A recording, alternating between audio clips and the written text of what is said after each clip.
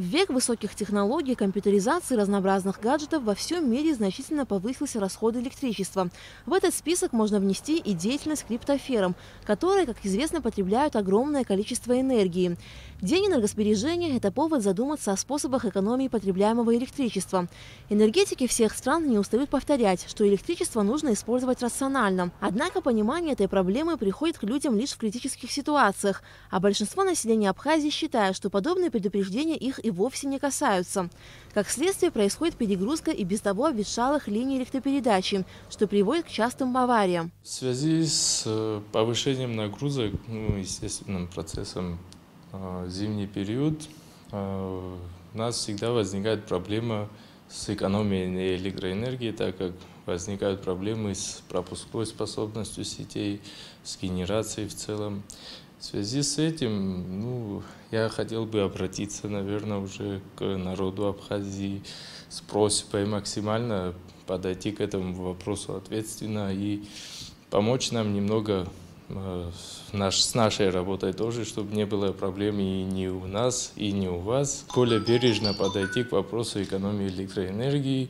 Самый простой способ решения проблемы энергосбережения – соблюдение несложных элементарных правил, которые позволят значительно сэкономить энергию во время использования бытовой техники. Для этого достаточно не оставлять даже неработающие предметы включенными в сеть, заменить простые лампочки на энергосберегающие, более рационально использовать электроприборы. Например, холодильник будет потреблять меньше энергии, если его поставить дальше от батареи системы отопления, нагревательных приборов, стен. Все эти рекомендации люди слышат от специалистов из года в год. Однако картина не меняется. Так почему же в Абхазии люди безответственно относятся к потреблению электроэнергии?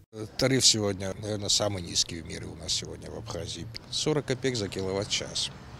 Вот.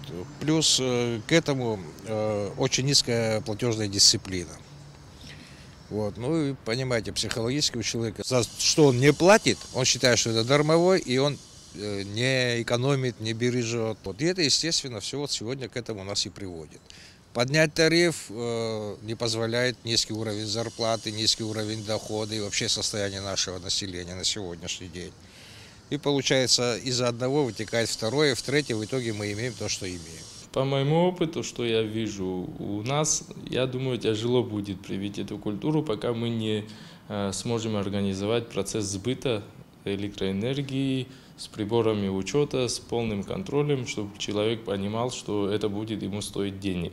Пока этого не будет процесса, я думаю, очень тяжело будет людям это все-таки осознать. Осознать-то осознают, но делать мало кто будет делать, отключать. Чтобы решить эту проблему и заставить наших граждан более рационально использовать энергоресурсы, по мнению специалистов, необходимо усилить платежную дисциплину, внедрить приборы учета с контролем нагрузок и с возможностью дистанционного отключения в случае задолженности потребителя. Это тоже, в свою очередь, очень дорогостоящее мероприятие. Эти приборы учета стоят, один прибор учета от 6 до 10 тысяч рублей, плюс его монтаж, это в итоге садится около 15 тысяч рублей, один прибор учета на одного абонента получается. Вот, источник финансирования, естественно, мы своими силами его сделать не в состоянии. Источник финансирования пока не определен. Вот у нас в городе было установлено 10 тысяч приборов учета, таких характеристик, о которых я вам говорил. И по этим абонентам у нас где-то процентов 85 оплата идет. У нас сегодня в городе 23-24 тысячи абонентов. Это арифметически перемножить, вы поймете стоимость этого проекта, какая будет, если его внедрять в городе. Мы сейчас про город говорим. А так это, конечно, надо внедрять по всей Абхазии. Вот. И это нам даст, конечно, существенную экономику. Потому что человек, когда начинает платить хотя бы 10 копеек, я не говорю о 40 копейках, когда он знает, что эти 10 копеек ему надо заплатить, он начинает экономить. Это психология человеческая. Как правило, большинство людей, которые исправно платят за электричество и рационально его используют, граждане пожилого возраста. Вечером пройдитесь вот так вот по этим домам, по квартирам, трехкомнатные квартиры, в каждой квартире горит эти люстра, у них по 5-6 лампочек. Я думаю, слушайте, надо чуть-чуть Это уважать себя и государство наше. Я вот захожу, включаю, выхожу, выключаю вот с комнаты в комнату. Вот, честно слово я вам говорю. И детям также говорю, и так вот, значит, потому что это, во-первых, она накручивает там, значит, и платежи тоже, значит, хотя вот я плачу там 50%, но я все равно очень к этому делу вот я отношусь. Однако и среди молодого населения страны есть те, кто понимает, насколько необходимо и важно беречь энергоресурсы республики. Нас с детства приучали к тому, что нужно беречь электроэнергию. Мы всегда выключаем в комнатах свет, когда выходим из них, никогда не оставляем электроприборы включенными, когда уезжаем куда-то.